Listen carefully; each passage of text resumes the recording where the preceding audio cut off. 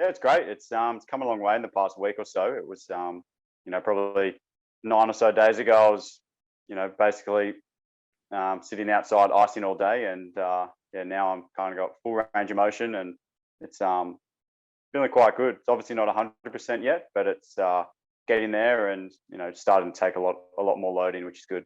We've seen some fantastic footage. In fact, you posted some more today of the water ramps in Brisbane. Um, that must instill you with enormous confidence moving forward. And how did that feel? Yeah, it was great. It's always been on my radar to go up there ever since I injured myself. I was kind of mapped out the timeline and knew that about 4 or so weeks after surgery, I should be hopefully able to go up there and use the facility. And as it was, that's how it worked out. And yeah, it was really great. I just went up for 2 short and sharp, quick days of training.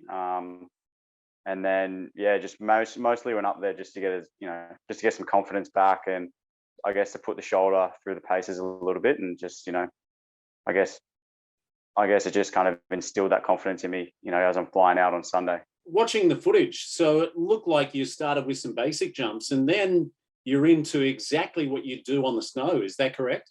Yeah, so I started out, and just the first couple jumps was maybe a little bit nerve wracking, but once I did a couple jumps, I was pretty good to start getting straight back into my normal tricks and routine, and yeah, kind of slipped back in. It's only been 6 or so weeks, or by the time I get back on snow, it would have only been 5 or 6 weeks since I was last skiing. So it really hasn't been that long a time away from the sport. So it all came back really quickly, and I guess having a lot of years of experience now, that kind of helps with that. I saw some photos of the collarbone.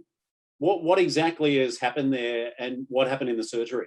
Yeah, so the surgeon went in there and was basically fractured in a few spots straight across the middle. And the surgeon basically went in there and put in quite a large plate with about 13 or so screws. And I mean, the surgeon in Switzerland, we have good ties with this surgeon, and he knew what I was trying to achieve, and the timeline. And yeah, basically, I was sitting across from him, and he said, "Okay, well, I'll put in a little bit bigger plate and a few more screws to make sure it holds." So it's all more or less still, obviously.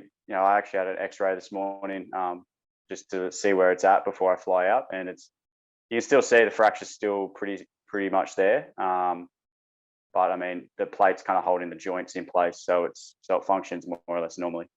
I had a bit of complications over the Christmas New Year period. Once I first got back home, um, I kind of got straight back into rehab and some strength and conditioning, and was trying to do as much as I could to stay fit and healthy.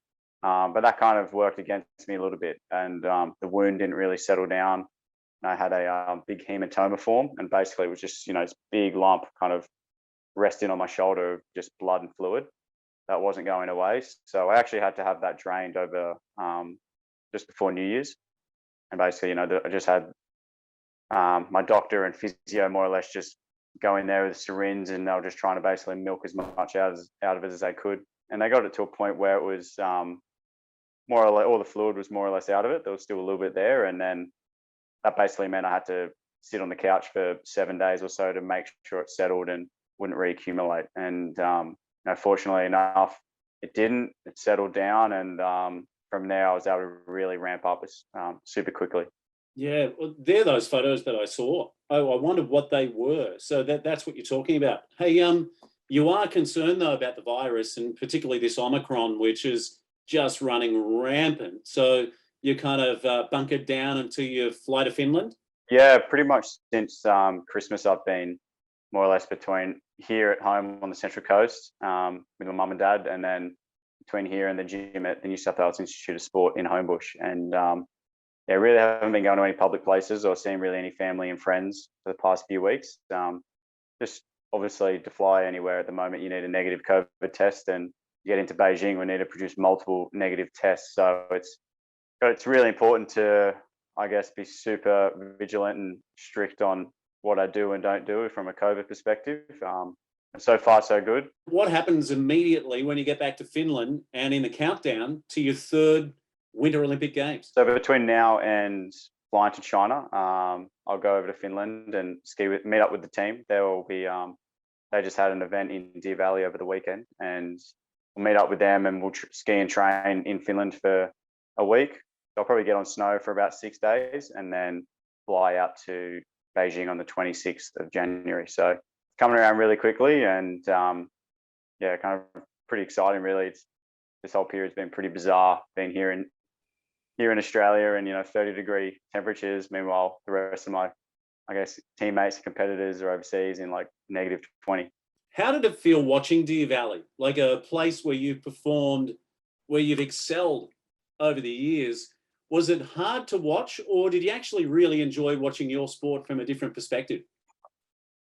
I did enjoy watching it. I was obviously, by now it's been a while since the injury, so I've kind of got over, I guess, any sort of the negative thoughts, and I guess I'm not sure how to describe it, but I'm kind of over that sort of point, and I was able to just more or less sit back and watch it, and enjoy watching my teammates and competitors. And I mean, it was a great event. Obviously, I would have loved to have been there. Had a lot of success there in the past, and had a lot of firsts there with my first ever World Cup, first podiums, first wins, first World Championship medals, and a lot of history at Deer Valley. So it was kind of bizarre sitting here on the sidelines and watching, but it was does kind of make you hungrier knowing that the rest of the world's out there skiing and potentially getting better. And meanwhile, you're stuck here at home. So Do you feel like the pressure's off now, and that just getting back is going to be a monumental achievement?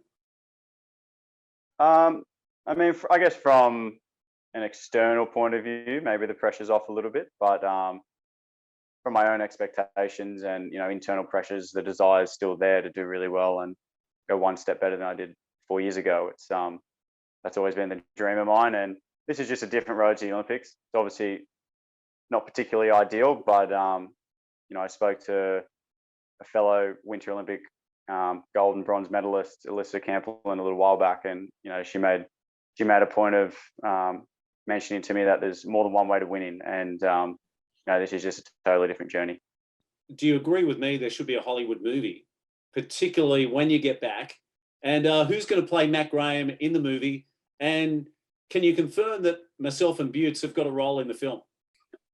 Oh man, yeah. If you're gonna, I guess if you're gonna write the script, you can take part as much as you like. But yeah, I guess it would be a pretty cool story to go there and have a lot of success.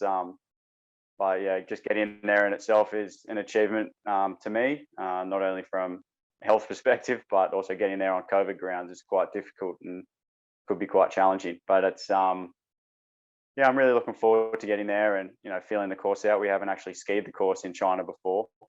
We've just skied on a resort about 10 k's up the road, and so we know what the snow conditions and the weather and climate's like, and we kind of have, I guess, a bit of an expectation of what the course will be like. And yeah, I'll just get there and get settled in and comfortable as fast as possible. It's one thing to jump on the water ramps. How's it going to feel when you get back on the snow? Yeah, so the transition from the water to the snow, it's like, as far as the actual skill and feelings and sensations, of hitting the jump and being in the air and doing the maneuver, very similar. When you land on snow, there's obviously a lot more impact than on water, especially in moguls. We use our poles quite a lot to, I guess, stop the rotation and the flip, and also to balance us. So that'll be a bit of a test for the shoulder. There's quite a lot of jarring in our sport. With our pole plants, the way we ski down the moguls, we kind of can aggressively jam the poles in the snow for balance and stuff like that as we're skiing down the moguls, and then obviously with the landings as well. So once I get to Finland, it'll be about just feeling the shoulder out, making sure it feels comfortable, and yeah, just see what I can do. Who do you want to thank for getting you to where you are at the moment? And now you've got a realistic crack of a third Olympics. Yeah, so I guess there's been a lot of people involved in this whole recovery and rehab process. Obviously, the staff at the Olympic Wind Institute of Australia, the medical staff there, have done a great job. Not only arranging for me to get surgery over in Switzerland on such short notice, but then also organising everything to get me home safely and as soon as possible, where I've been able to do all my rehab here in Australia. It's there was, I guess, a point in time where I was potentially going to just tag along with the team and stay with them, but the benefits of coming home and having full access to really high-end facilities here in Australia, like the gym access down at the New South Wales Institute of Sport, and then also obviously the water facility up in Brisbane, that's kind of really allowed me to, I guess, move forward in leaps and bounds.